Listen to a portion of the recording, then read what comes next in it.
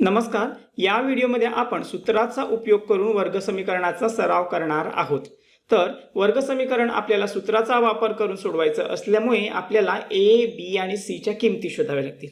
आणि ए, बी, सी च्या किमती शोधण्यासाठी दिलेल्या वर्ग समीकरणाची आपल्याला ax वर्ग अधिक bx अधिक c बरोबर 0 यासोबत तुलना करावी लागेल.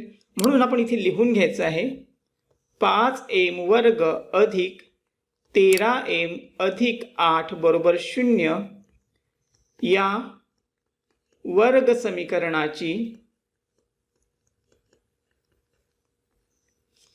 ax वर्ग अधिक bx अधिक c बरोबर 0 यासोबत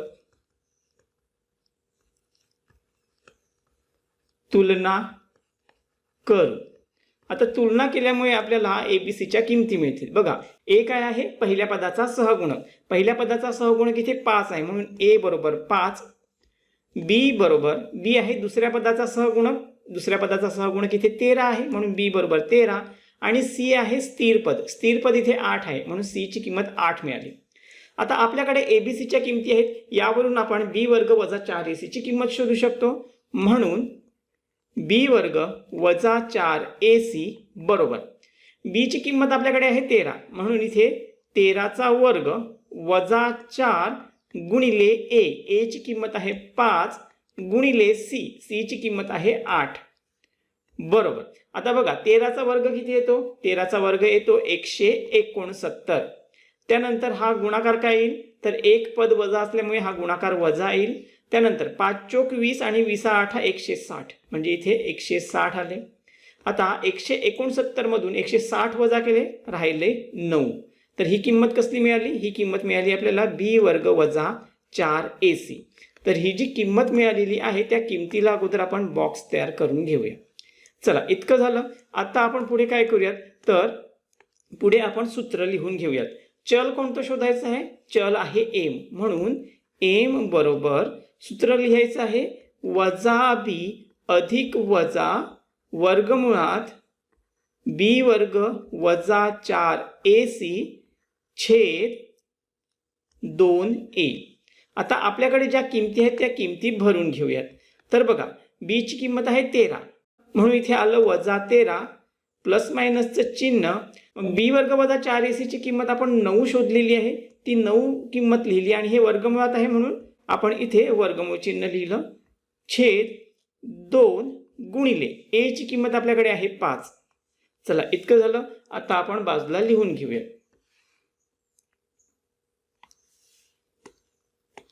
तर आता पुढे काय होईल बघा. तर हा एम बरोबर वजा 13 जसंच्या तसं आलं प्लस मायनसचं चिन्ह जसंच्या तसं आलं आणि हे जे 9 आहेत याचं वर्गमूळ काय येईल? तर ह्याचं वर्गमूळ येतोय 3 छेद 2 गुणिले 5 उत्तर आलं 10. आता इथे हे जे 3 आहेत ते प्लस देखील आहेत मायनस देखील आहेत. मग यांना दोघांनाही वेगवेगळं लिहून घेऊयात. म्हणून एम बरोबर वजा 13 जसंच्या तसे आले. सर्वात अगोदर प्लस 3 लिहूयात. त्यानंतर छेद 10 किंवा आता पुढच्या वेळी आपण काय करूयात? 3 ची किंमत मायनस घेऊयात. म्हणून वजा 13 वजा 3 छेद 10. म्हणून एम बरोबर वजा 13 अधिक 3 उत्तर आलं 10. छेदाच्या ठिकाणी देखील 10 आहेत. किंवा एम बरोबर वजा 13 वजा 3 वजा वजा चिन्ह समान आहे ते समान चिन्ह पुढे आलं आणि अंकांची झाली बेरीज 13 आणि 3 16 झाले छेद 10. म्हणून एम बरोबर आता इथे 10 ला 10 ने पूर्ण भाग जातोय उत्तर आलं 1. किंवा एम बरोबर आता इथे काय होतंय बघा, ह्या 16 ला आणि ह्या 10 ला 2 ने भाग जातोय म्हणून बे 5 10 आणि बे 8 16 आणि वजाचं चिन्ह म्हणजे वजा 8 छेद 5 म्हणून इथे लिहायचं आहे वजा 8 छेद 5. तर आपल्याला एमच्या इथे 2 किमती मिळालेल्या आहेत. ह्या दोन्ही किमतींना आपण बॉक्स तयार करून घेऊया.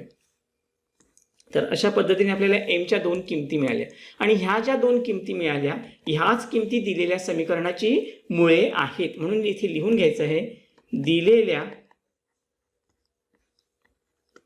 वर्ग समीकरणाची मुळे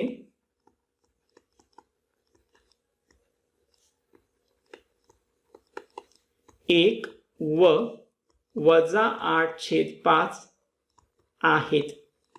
तर बघा अशा पद्धतीने आपण हा प्रश्न सोडविलेला आहे. जर हा व्हिडिओ तुम्हाला समजला असेल तर व्हिडिओला आठवणीने लाईक करा आणि जर तुम्ही अजूनपर्यंत आपल्या चॅनलला सबस्क्राईब केलं नसेल तर आठवणीने सबस्क्राईब करून ठेवा. जर इयत्ता 10वीच्या इतर सर्व लिंक तुम्हाला व्हॉट्सअपवर पाहिजे असतील तर माझ्या व्हॉट्सअप नंबरवर इयत्ता 10वी असा मेसेज करा. तर या व्हिडिओमध्ये आपण इथे थांबूयात. भेटूयात पुढील व्हिडिओमध्ये. तोपर्यंत काळजी घ्या. थँक्यू.